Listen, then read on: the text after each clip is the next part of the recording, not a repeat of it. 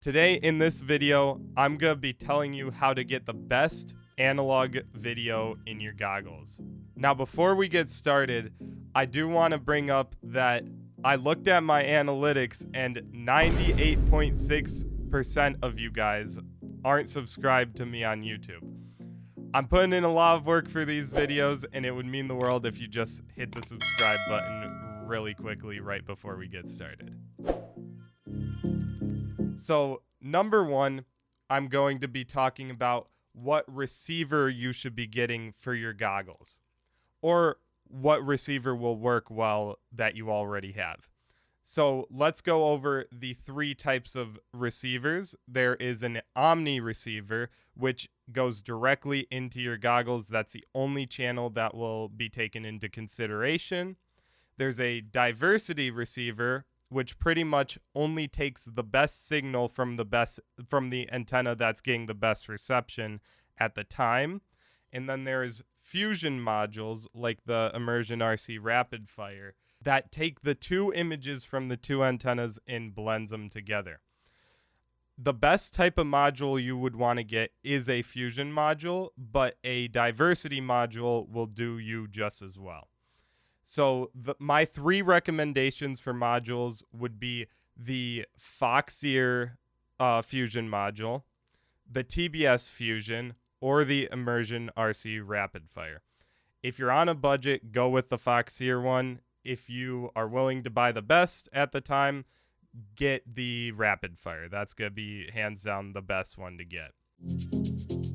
So number two, we are looking at the antennas. And if these look familiar, these are actually the same antenna setup that Mr. Steele uses. I took his suggestion for antennas. These are really good. These are the VAS Ethics antennas, which are RCHP antennas. And so there's a multitude of combinations you can make, especially if you have a diversity or fusion module. I go with the Omni and patch antenna. So this one is the Omni, that's Mad Mushroom up here.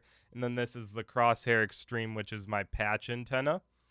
And so when looking at antennas, you're probably going to want to get the Omni and patch setup. I've seen people do patch and patch or Omni and Omni.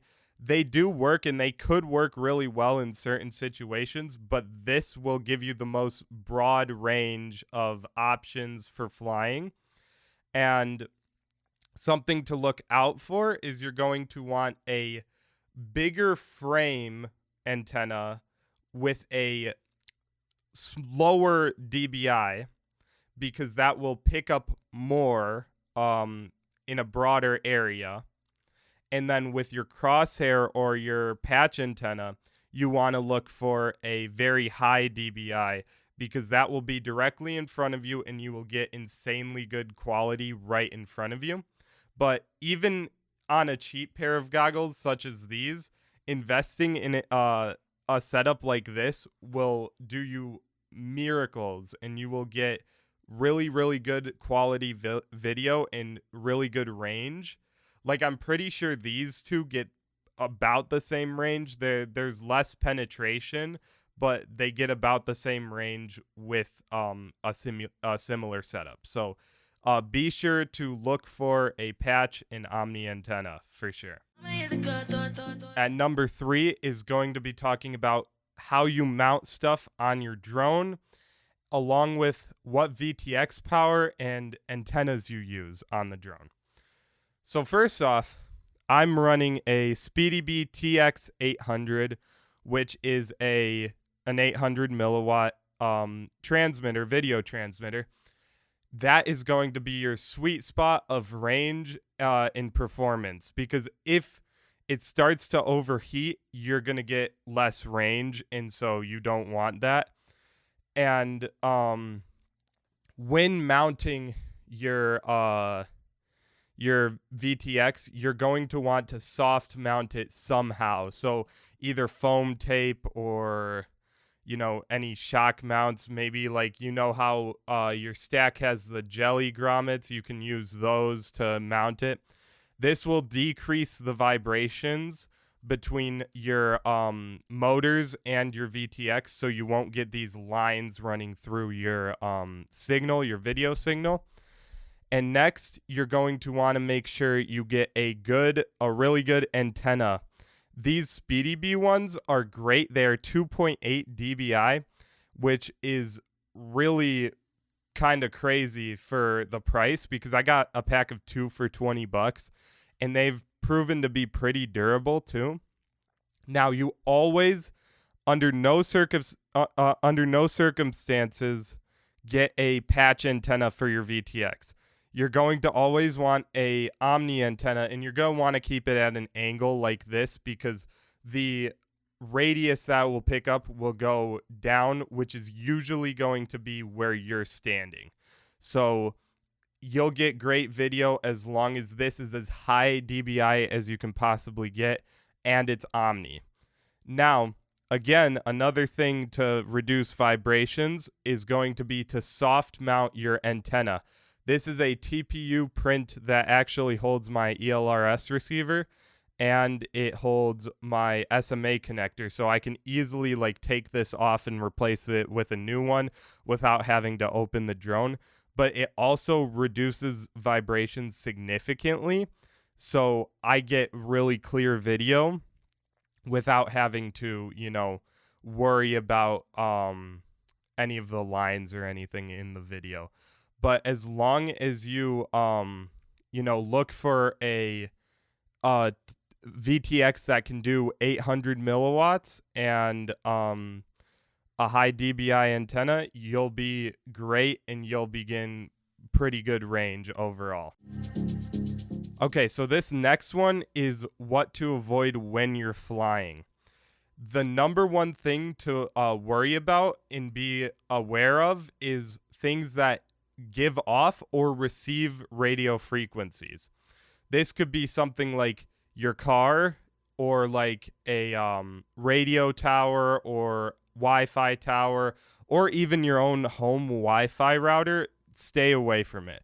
You don't want to have those frequencies interfering with your goggles. And if you are near that, you can end up losing video pretty early on, and that could be dangerous to the drone for sure.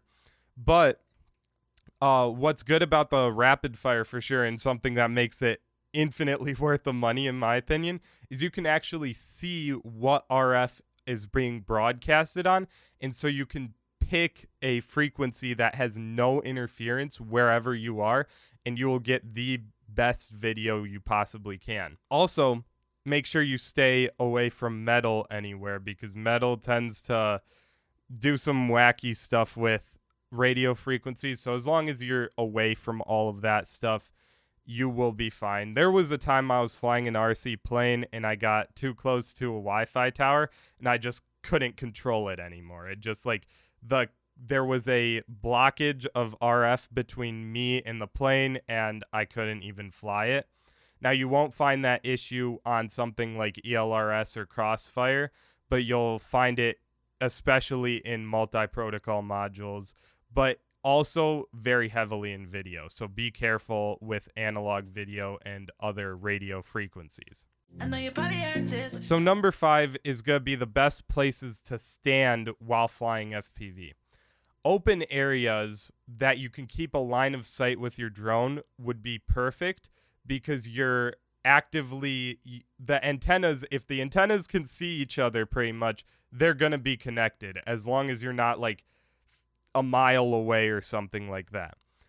Now, other good places is if you're at a park or somewhere similar that you have access to a hill, go up and stand on that hill, because you will get access to everywhere with your drone, because you're just higher up, and the higher your antennas can be, the better. So just make sure to keep yourself as high as possible, and you'll have incredible connection.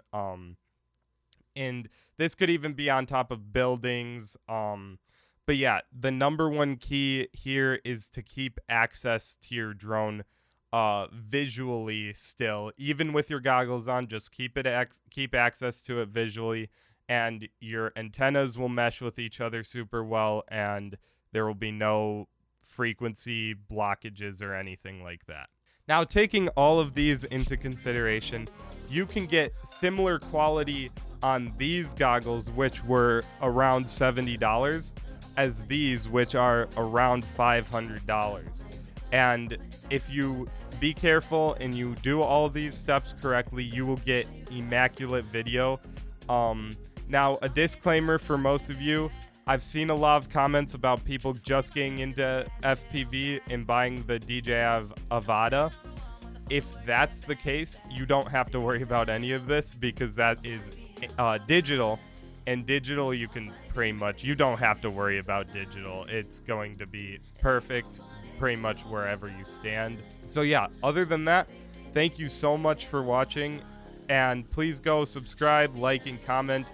Let me know what you want to see in the future. And again, thank you. Have a good one.